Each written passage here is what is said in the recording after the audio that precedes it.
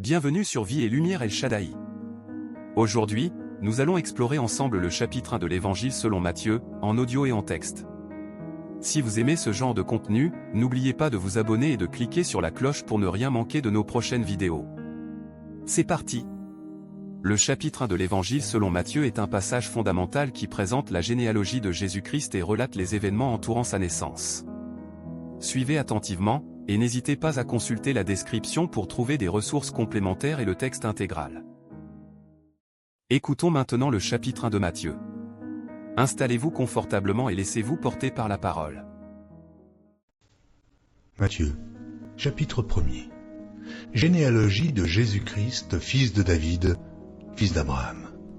Abraham engendra Isaac. Isaac engendra Jacob. Jacob engendra Juda et ses frères. Juda engendra de Tamar Pharès et Zara. Pharès engendra Esrom. Esrom engendra Aram. Aram engendra Amminadab. Amminadab engendra Naasson. Naasson engendra Salmon. Salmon engendra Boaz de Rahab. Boaz engendra Obed de Ruth.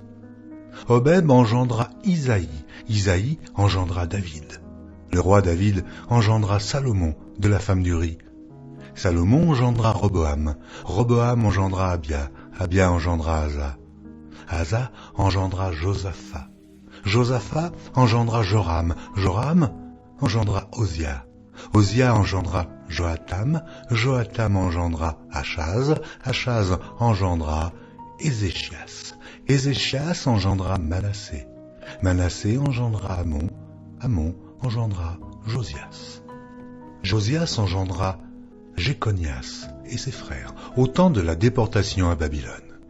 Après la déportation à Babylone, Jéconias engendra Salatiel. Salatiel engendra Zorobabel. Zorobabel engendra Abiud. Abiud engendra Eliakim. Eliakim engendra Azor. Azor engendra Sadoc. Sadoc engendra Hachim. Hachim engendra Eliud. Eliud engendra Éléazar. Éléazar engendra Mathan. Mathan engendra Jacob. Jacob engendra Joseph, l'époux de Marie, de laquelle est né Jésus, qui est appelé Christ. Il y a donc en tout 14 générations depuis Abraham jusqu'à David, 14 générations depuis David jusqu'à la déportation à Babylone, et 14 générations depuis la déportation à Babylone jusqu'au Christ. Voici de quelle manière arriva la naissance de Jésus-Christ. Marie, sa mère, ayant été fiancée à Joseph, se trouva enceinte par la vertu du Saint-Esprit avant qu'ils eussent habité ensemble. Joseph, son époux, qui était un homme de bien et qui ne voulait pas la diffamer, se proposa de rompre secrètement avec elle. Comme il y pensait, voici, un ange du Seigneur lui apparut en songe et dit: Joseph, fils de David, ne crains pas de prendre avec toi Marie, ta femme, car l'enfant qu'elle a conçu vient du Saint-Esprit. Elle enfantera un fils, et tu lui donneras le nom de Jésus. C'est lui qui sauvera son peuple de ses péchés. Tout cela arriva afin que s'accomplît ce que le Seigneur avait annoncé par le prophète. Voici, la Vierge sera enceinte. Elle enfantera un fils et on lui donnera le nom d'Emmanuel, ce qui signifie Dieu avec nous. Joseph, s'étant réveillé, fit ce que l'ange du Seigneur lui avait ordonné, et il prit sa femme avec lui. Mais il ne la connut point jusqu'à ce qu'elle eût enfanté un fils, auquel il donna le nom de Jésus. Prenons quelques instants pour analyser ce que nous venons d'entendre. Ce chapitre commence par une longue généalogie qui remonte jusqu'à Abraham, montrant les racines juives de Jésus et son lien avec la promesse de Dieu à Abraham et à David. La deuxième partie du chapitre raconte la naissance de Jésus. Joseph, fiancé à Marie, apprend qu'elle est enceinte par l'Esprit Saint. Un ange lui apparaît en rêve, lui expliquant que cet enfant sauvera son peuple de ses péchés.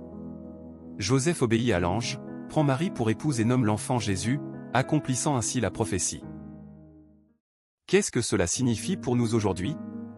La généalogie nous rappelle l'importance de nos racines et de notre héritage. La naissance de Jésus nous montre l'obéissance et la foi exemplaire de Joseph et Marie. 2 questions pour toi. Comment pouvez-vous mieux apprécier votre propre héritage spirituel et familial? De quelle manière pouvez-vous montrer plus de foi et d'obéissance dans votre vie quotidienne? Répondez-moi dans les commentaires en dessous. Merci d'avoir écouté et lu avec nous le chapitre 1 de l'Évangile selon Matthieu. Si cette vidéo vous a plu, laissez un commentaire, partagez-la et abonnez-vous à notre chaîne pour plus de contenu inspirant. Que la paix et la sagesse vous accompagnent dans votre cheminement spirituel. Pasteur Eric.